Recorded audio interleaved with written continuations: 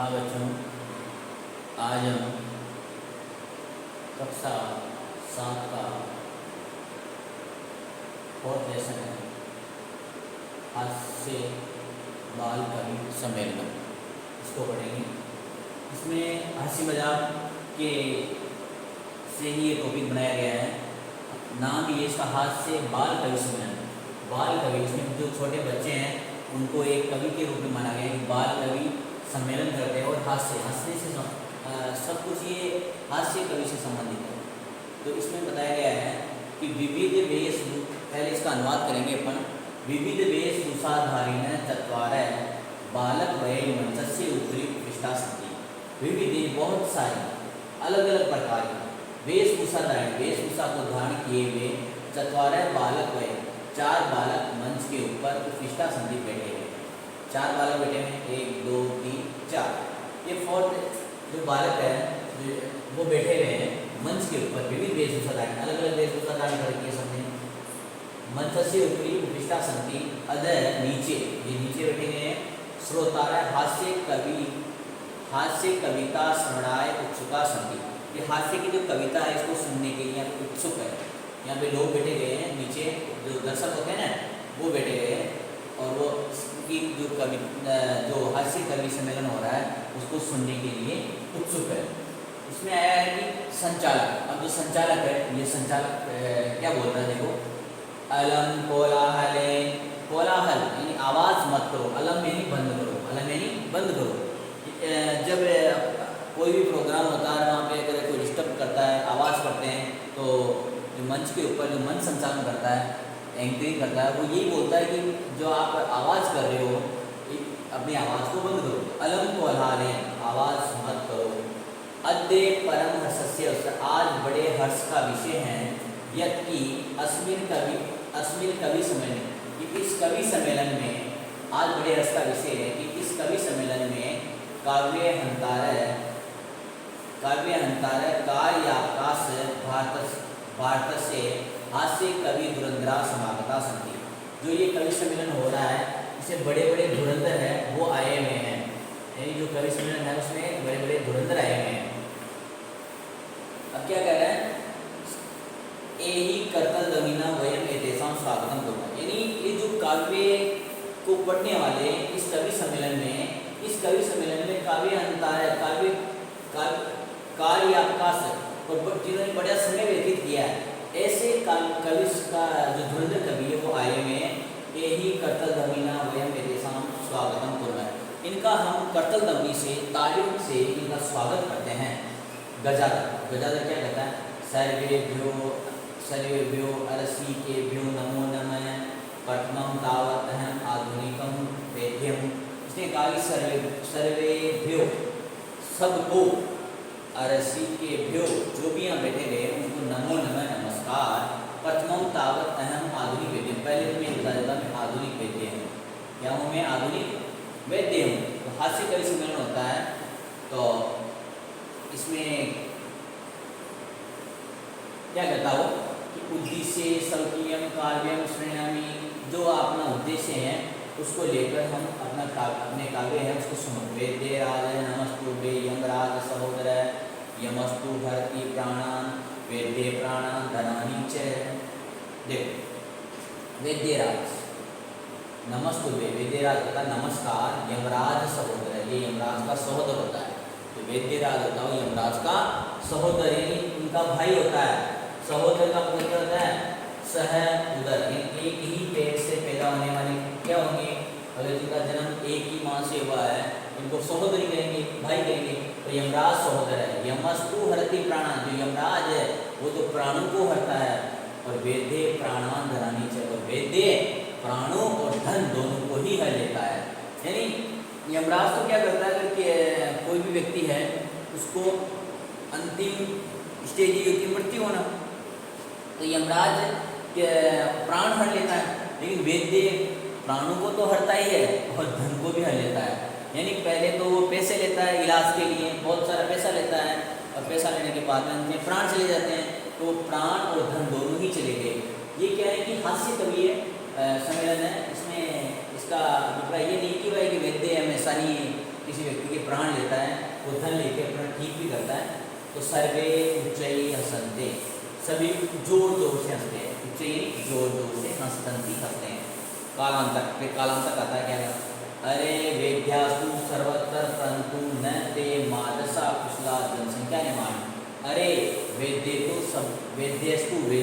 सर्वत्र सब जगह है, परंतु मादसा कुशला जनसंख्या निवारण, लेकिन मेरे जैसे जनसंख्या निवारण में कुशल नहीं है। ममा अपि काव्यम इदम सुनन्तु भवन्तः, मेरा काव्य भी सुनो। क्या कहता है? ममा अपि, मम अपि, मम यानी मेरा, मम और प्लस अपि यानी मेरा भी काव्य को इदम सुनन्तु भवन्तः, आप सभी सुनो। क्या कहता है? देखो, चीतां प्रज्वलितां दृष्ट्वा वेद्यो विस्मयम् आगतः, न अहं गतो न मे भ्राता कस्य इदं हस्तलाघवम्। क्या कहता कालांतक? काल क्या कहता है? चितां प्रज्वलितां दृष्ट्वा, चिता को जो जब कोई मृत्यु हो जाती है उसको जलाते हैं, उसको चिता कहते हैं। तो चिता प्रज्वलितां दृष्ट्वा, चिता को प्रज्वलिता जलती हुई को देखकर वेद्यो विस्मय आगत, वेद्य शोक में आ जाता है। अगर कोई किसी का इलाज करता है फिर भी ठीक नहीं होता, उसकी मृत्यु हो जाती है, उस चिता को देख के जो वेद्य होता है वो आश्चर्यचकित हो जाता है। विस्मय आगत है, न अहं गतो न मे भ्राता, न तो मैं जाता हूँ न मेरा भाई जाता, कस्य एव हस्तलाघवम्, यानी मेरे कितने से छोटे से काम से ही मैं किसी कालांतक, काल आता है किसी का तो मृत्यु को प्राप्त होता व्यक्ति, तो ये कहता है कि वो मैं अपने आप उसको मृत्यु की ओर ले जाता हूँ, न तो मैं जाता हूँ न मेरा भाई जाता, अपने आप ही काल के अनुसार किसी की मृत्यु हो जाती है। सर्वे पुनः सभी, सभी फिर हंसते हैं। सर्वे पुनः सभी, सभी फिर से हंसते हैं। तुंदिल है, तुंदिल कहता है, क्या कहता है? तुंद से प्रिय हस्तम अवतरे, तुंदिल का मतलब उसकी तोंद आई हुई है, उसका पेट बड़ा है, तो पेट को संस्कृत में उदर कहते हैं। उदर तुंदस्य ऊपरी हस्तम आवर्तित, तूंद के ऊपर हाथ फेरते हुए, तंदुलो अहम, मैं बड़े पेट वाला हूँ, वो अरे मम अपि इदम काव्यम सुनेता, मेरे भी काव्य को सुनो, जीवने धारितम, जब जीवन में धारण करो। क्या बता रहा है इसका काव्य? प्राणं प्रापे दुर्बुद्धे मां शरीरे दयां कुरु, प्राणं दुर्लभम लोके शरीराणि पुनः पुनः। क्या कहता है? प्राणं, पर यानी दूसरा, पर यानी दूसरा, प्राणं दूसरे के अन्न को प्राप्त करके, दुर्बुद्धि प्राप्त करके, अगर हम दूसरे के अन्न को खाते हैं तो दुर्बुद्धि होती है। मां शरीरे दया गुरु, अपने शरीर पर दया करनी चाहिए। मां शरीरे दया गुरु, अपने शरीर पर दया करना चाहिए। प्राणं दुर्लभम लोके, दूसरों का अन्न मिलना दुर्लभ है। शरीराणि पुनः पुनः, शरीर को बार बार। एक बात तो कह रहा है कि प्राणं प्राप्त, दूसरे के अन्न को प्राप्त करने में दुर्बुद्धि, बुद्धि खराब होती है, और दूसरी ओर कह रहा है कि बार बार दूसरे का अन्न नहीं मिलता है, इसलिए दूसरे का अन्न खाओ। लेकिन ये हंसी मजाक की बात कर रहा है। मां शरीरे दया गुरु, अपने शरीर पर दया करो। मां शरीरे दया गुरु, प्राणं दुर्लभम लोके, अपने शरीर पर ये बिना दया करते हुए भी क्या करता है? प्राणं दुर्लभम लोके, लोग के संसार में दूसरों का अन्न मिलना दुर्लभ है, और शरीराणि पुनः पुनः, शरीर को बार बार, सर्वे पुनः अठास करते, सभी पुनः अठास करते हैं, हंसी मजाक करते हैं। चार वाक्य कहता है? आम आम हाँ हाँ, शरीर से पोषण सर्वथा उचितम, शरीर का पोषण है वो हमेशा उचित है। यदि धनम नास्ति, यदि धन नहीं है, तदा तब ऋणम कृत्वासि, ऋण करके पौष्टिक पदार्थ एवं भोक्तव्य, पौष्टिक पदार्थों को भोग करना चाहिए। तथा कथयति चार्वाक कवि, यानी एक सिद्धांत है चार्वाक सिद्धांत, वो क्या कहता है कि ऋणम कृत्वा घृतम पिबेत, ऋण करके घी पीना चाहिए। वो कहता है कि ये शरीर बार बार नहीं मिलता, एक बार ही मिलता है, चाहे ऋण कर लो कितना ही, ऋण करके भी घी पीना चाहिए। तो वही बात यहाँ पे कह रहा है चार्वाक सिद्धांत के अनुसार, यदि धन नास्ति, धन नहीं है आपके पास, पैसा नहीं है, तो ऋण कर लो, किसी से उधार ले लो, और फिर भी पौष्टिक पदार्थों का सेवन करना चाहिए। ये चार्वाक जो कवि है उनका सिद्धांत है। यावत जीवेत सुखम जीवेत, जितने समय तक जीवो, सुखम जीवेत, सुखपूर्वक जियो। अगर आपको जीना ही है ना, तो जितने समय के लिए जियो, आराम से सुखपूर्वक जियो। ऐसे नहीं भाई कि कंजूसी में जी रहे हो और बड़े कष्ट दे रहे हो शरीर को। ये शरीर बार बार तो मिलता है, नहीं मिलता। तो यावत जीवे, जितने समय तक जियो, सुखम जीवे, सुखपूर्वक जीना चाहिए। ऋणम कृत्वा, ऋण करके घृतम पिबेत, घी पीना चाहिए। ये चारवां सिद्धांत कहता है। श्रोता सुनने वाले कहते हैं तरही ऋण से प्रत्यर्पणम कथम, अगर ऋण कर लिया तो उसका अर्पण कैसे करेंगे। तो चारवाक सिद्धांत क्या कहता है, सूर्यताम मम अशिष्टम काव्य, सुनिए मेरे अशिष्ट काव्य, जो शेष काव्य रहेगा उसको सुनिए। कीर्तम पित्वा सर्वम पित्वा ऋणम प्रत्यर्पित जन, कीर्तम पित्वा, घी पीकर, सर्वम पित्वा, परिश्रम करो, क्या करो, परिश्रम करके, ऋणम प्रत्यर्पित जन, लोग अपने जो पैसे उधार लिए उसका वापस प्रत्यर्पण कर देते हैं। प्रत्यर्पण, प्रत्यर्पण, अर्पण का मतलब होता है प्रत्यर्पण, वापस लौटा देते हैं। काव्य पाठ श्रवण, काव्य के पाठ को सुनने से उत्प्रेरित एक, उत्प्रेरित होके,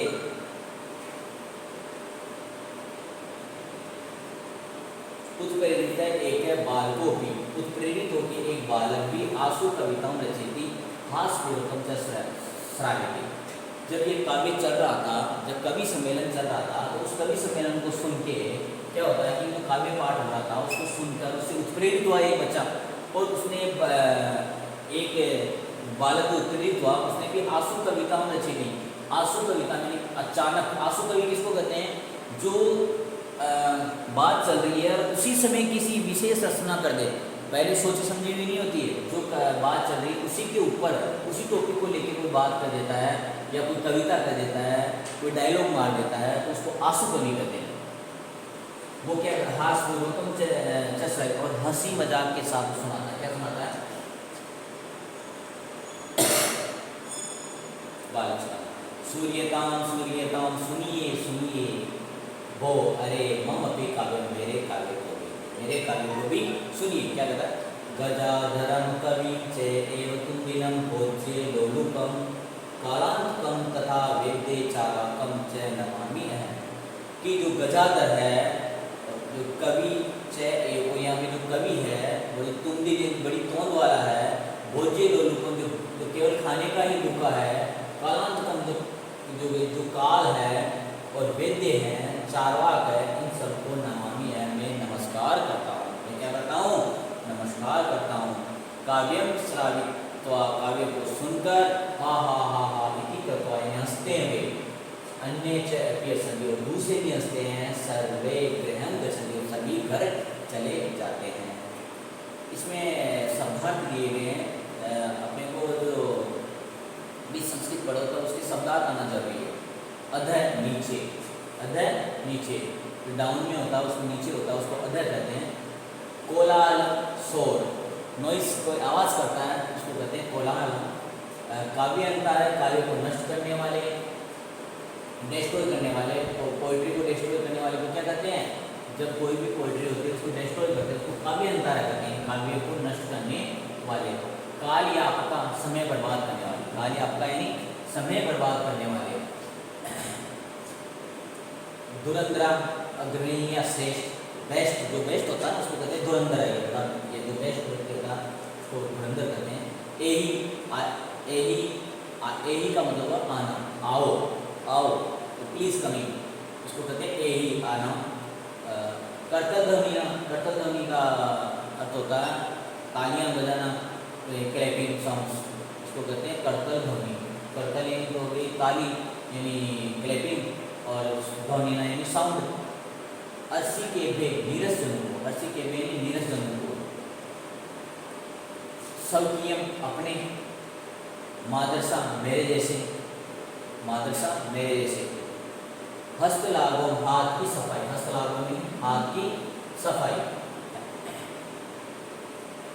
तुंद से, तोन के, और आवर्तयन, फेरता हुआ।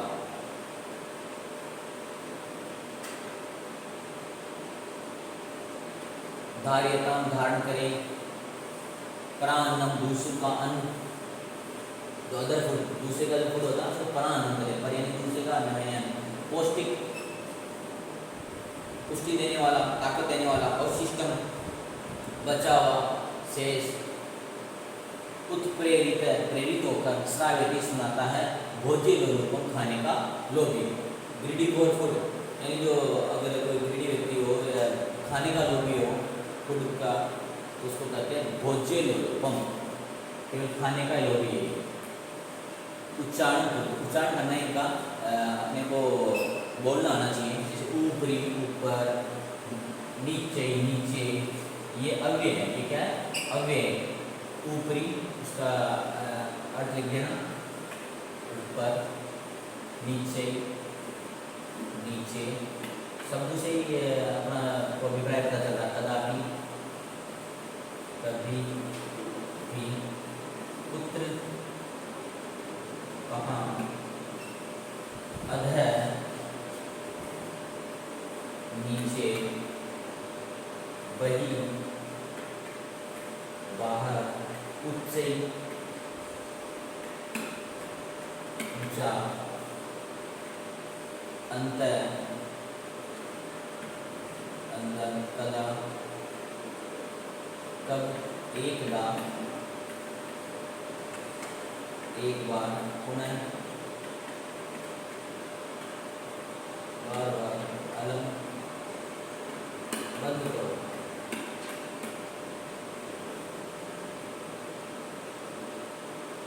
मंजूषा दी गई है।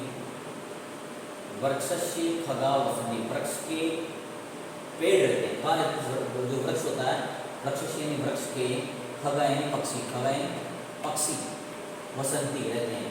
तो वृक्ष के ऊपर रहते हैं, नीचे रहते हैं, तो अधा है ऊपरी, ऊपरी।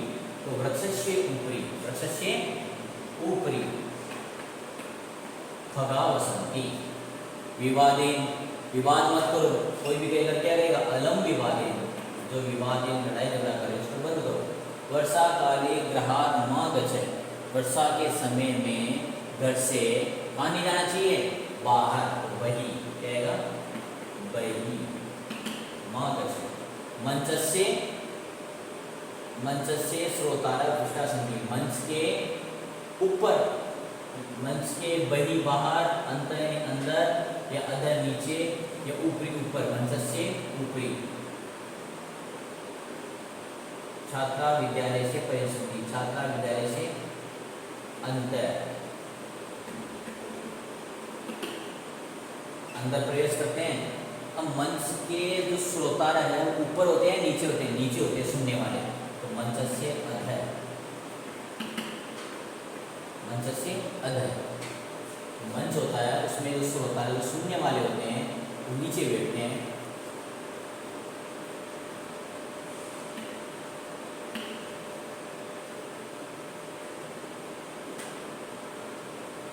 अब इसमें अशुद्ध पद को चुनो। गमंती, यछंती, प्रछंती, धावंती, ये धातु है, वर्ग धातु है। अब इसमें धातु में क्या होता है कि गमंती धातु नहीं होती, गम धातु गच से बदल जाती है, तो गच्छन्ति जरूर होता है। सही क्या होता है? गच्छन्ति होता है, ये राइट होता है। जबकि यहाँ पे अशुद्ध पद लिखा हुआ है गमंती, ये तो अशुद्ध पद कौन सा है? गमंती। रामेण, गृहेण, सर्पेण, गजेन, तो गजेन न होता है, गजेन न नहीं होता। रामेण होता है, गृहेण होता है, सर्पेण होता है, गजेन न होता है, गजेन। इसका भी एक रीज़न है कि अगर कोई भी वर्ड लिखा हुआ हो संस्कृत में, तो उसमें अगर उस वर्ड के अंदर र या न, र या स, र या श, तो ये क्या होता है? र या स आने पे उसमें जो र या स आए तो न को न में बदल जाते हैं। न को किसे बदल देते हैं? ण में। एक सूत्र होता है रसाभ्याम नोण, सूत्र का नाम क्या है? रसाभ्याम नोण, रसाभ्याम नोण। रसाभ्याम नोण क्या कहता है कि र या स नजर आए तो आप न को न में बदल देते हैं। जैसे इसमें र है, रामेण में तो न आ गया, गृहेण में र की मात्रा है तो न आ गया, सर्पेण में र है तो न आ गया। एक गजेन में र या स नहीं है तो ये न का नहीं रहेगा, गजेन न होगा। लतया, मातया, रमया, निशिया, जैसे लता सबका लता, लता लता नाम होता है, लतैया होता है। माता का माता, मातृ माता, पिता पिता, माता माता, माता माता, माता माता, मातृ माता, ये मातया नहीं होता, मातृ शब्द होता है, ये मातृ शब्द होता है। जबकि इन सब में देखोगे आप, इसमें री आता है, लतिया में लता शब्द होता है, रमिया में रमा शब्द होता है, निशिया में निशा शब्द होता है। और जबकि हमें अलग ही नज़र आ रहा है, यह मातृ, तो मातिया नहीं होता है, जैसे माता माता मात्रा है, मात्रा मात्रा मातृ मात्रा मातृ मात्रा आता है, मात्रिया लते रमे माते प्रिय, तो प्रिय होता है, लते होता है, रमे होता है, माते नहीं होता। ये भी लिखती गर्जती फलती सेवती, तो सेव नहीं होता। सेव की एक सेव धातु होती है, उसका अर्थ होता है सेवा करना, उसका अर्थ होता है सेवा करना। अब यहाँ पे सेवती नहीं होता, सेव इसके अलग ही रूप चलते हैं अपने संस्कृत में सेव धातु के। जैसे रूप चलेंगे इसके, देखो आप, सेवते सेवते सेवते, तो इसमें क्या आ रहा है, सेवती आ रहा है। जबकि ये तो सही है, लिखती गर्जती फलती, ये सेवती नहीं होता। सेवते सेवते सेवते सेवसे सेवते सेवते सेवे सेवा वये सेवा में, इसके रूप अलग चलते हैं। इसी प्रकार आपके समानार्थक शब्द पूछे गए हैं। मंजूषात समानार्थक पदानी चित्वा लिखित, मंजूषा से, मंजूषा जो सारणी होती है उसको मंजूषा कहते हैं। तो मंजूषा से समानार्थक शब्द को चुन के लिखना अपने को। प्रसन्नताया, प्रसन्नता, एक आया चिकित्सकम, एक आया लब्धवा, एक शरीर से, एक दक्ष। दक्ष का मतलब होता है निपुण, किसी कार्य में परफेक्ट, उसको निपुण है वो दक्ष कहते हैं। शरीर तो जानते हैं वो अपनी जो बॉडी होती है। लब्धवा प्राप्त करके, लब्धवा प्राप्त करके। चिकित्सकम, चिकित्सक जानते ही हो डॉक्टर को। और प्रसन्नताया खुशी, खुशी, प्रसन्नता खुशी। अब इसमें आया कि खुशी से रिलेटेड कौन सा शब्द है, तो हर्ष से, हर्ष से खुशी होती है, हर्ष से क्या होती है, खुशी होती है। तो यहाँ पे आ जाएगा प्रसन्नताया। कुशल, कुशल किसको कहेंगे, जो निपुण हो किसी कार्य में, दक्ष हो, एकदम परफेक्ट हो, उसको कहेंगे दक्ष। तो कुशला का मतलब हो जाएगा दक्षा। प्राप्त, प्राप्त करके, लब्धवा, लब्धवा। और देह से, शरीर को देह भी कहते हैं, बॉडी को, शरीर से, देह से, शरीर से। और वैद्य, चिकित्सक, डॉक्टर कहते हैं, वैद्य जी कहते हैं। अपने जो आयुर्वेद वाले जो डॉक्टर होते हैं उनको अपन जनरली वैसे भी बोलते हैं, क्या वैद्य जी बोलते हैं, तो संस्कृत में उसको वैद्य कहते हैं, चिकित्सक को वैद्य।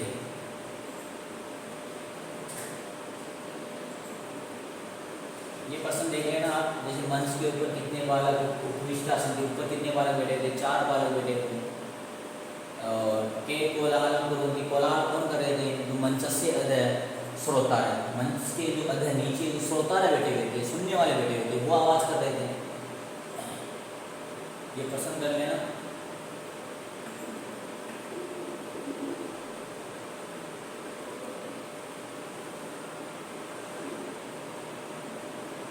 इन शब्द का प्रयोग करते हुए ये कहानी बनाई गई है।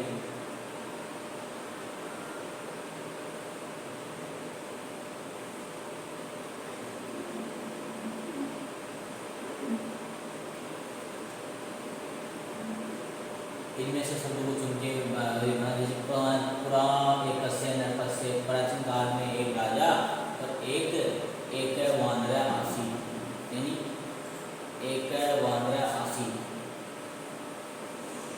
एक राजा और एक वानर रहते थे। एक का नृपय, एक दिन राजा क्या कर रहा था, आसी सो रहा था, क्या कर रहा था, सुप्त आसी सो रहा था, तो सुप्त आसी। वानर तम अविजीय, वानर ने उसके पास आया, तदेव एका नृपय नासिकायाम, तदा एका नृपय नासिकायाम, यद्यपि वानर व्यंजने तम निवारयति स्म, तथापि स पुनः पुनः नृपस्य पृष्ठसन्ति अन्ते मक्षिकां हन्तु प्रहारम् अकरोत्, मक्षिका तु नियति गता किन्तु खड्ग प्रहारेण नृपस्य नासिका अभवत्, अतः एव उच्यते मूर्खजनैः सह न उचिता। यहाँ पे कहा गया है कि एक बार क्या हुआ कि एक राजा था और उसका मित्र था कौन, वानर, एक वानर था। अब एक बार क्या हुआ कि जब राजा सो रहा था तो सोते समय उसके नाक के ऊपर मक्खी आके बैठ गई। अब मक्खी आके बैठ गई तो राजा का मित्र था कौन, वानर, तो उसने सोचा कि ये राजा के नाक के ऊपर बैठी हुई है तो मैं इस मक्खी को उड़ा लेता हूँ। तो वो क्या करता है कि तलवार लेके उसके ऊपर प्रहार करता, मक्खी तो उड़ जाती है, राजा का जो नाक है वो कट जाता है, नासिका, नासिका कहते हैं उसको, नाक को नासिका कट जाता है। उसी से संबंधित ये जो आपको दिए गए हैं मंजूषा के अंदर शब्द उनको भरना है जगह जगह एक एक। ये विलोम शब्द है, ये भी इसी अध नीचे और ऊपरी ऊपर, अंत और भाई अंत यानी अंदर, भाई यानी बाहर, दुर्बुद्धि खराब बुद्धि और सुबुद्धि अच्छी बुद्धि वाला, ऊंचे ऊंचा नीचे नीचा, दुर्लभ सुलभ, दुर्लभ दुर्लभ जो कठिनता से प्राप्त है उसको दुर्लभ कहते हैं, और यहाँ पे है सुलभम।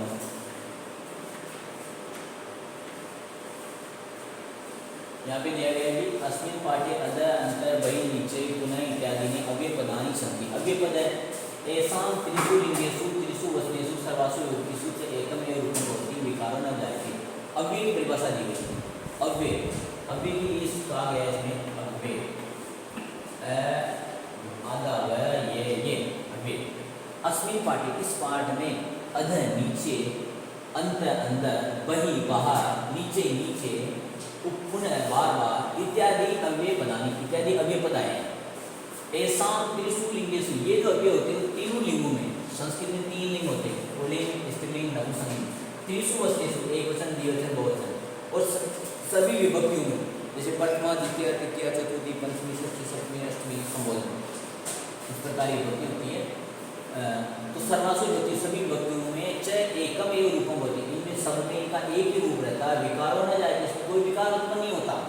उत्तम से कहा गया है सदर्शम त्रिषु लिंगेषु, सदर्शम समान भाव से रहे, त्रिषु लिंगेषु, तीनों लिंगों में, सर्वासु च विभक्तिषु, सभी विभक्तियों में, वचनेषु च, और वचनों में, सर्वेषु, सभी वचनों में, यत्र वेति तद अभिवृत्ति में वे नहीं हो, उनका खर्च नहीं हो, अर्थात कोई परिवर्तन नहीं हो, उनको क्या कहते हैं, अव्यय कहते हैं, उनको अव्यय कहते हैं।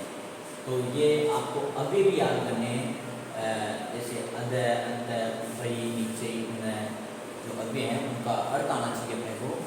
अब अव्यय की सीधी परिभाषा ही बताते हैं कि सभी लिंगों में, तीन लिंगों में, विभक्तियों में, वचनों में समान रूप से रहे, उसको अव्यय कहते हैं, यानी इनमें कोई वे नहीं होता। जैसे आप देखोगे कोई शब्द लिखा, जैसे नाम में लिखा राम, तो राम राम और रामा चेंज हो रहा है, कुछ न कुछ परिवर्तन हो रहा है, हर जगह ये राम नहीं लिखा जा रहा, कहीं रामो कहीं रामा, इस तरह लिखा जा रहा है। जबकि अव्यय होते हैं वो चाहे कहीं पे भी लिखो आप, ये अंत ही लिखा जाएगा, यानी इसमें कोई परिवर्तन नहीं होगा, चाहे किसी भी विभक्ति प्रयोग करो, किसी भी वचन में प्रयोग करो, किसी भी लिंग में प्रयोग करो, सब जगह अंत ही लिखा जाएगा, इसलिए इनको अव्यय कहते हैं। और अव्यय की परिभाषा आपको याद करनी है, ये सदर्शम त्रिषु लिंगेषु सर्वासु च विभक्तिषु वचनेषु च सर्वेषु यत् न वेति तत् अव्ययम्। ओके, नेक्स्ट क्लास होगी आपकी लेसन 4th मैंने पढ़ा दिया गया आपको, नेक्स्ट जब भी क्लास होगी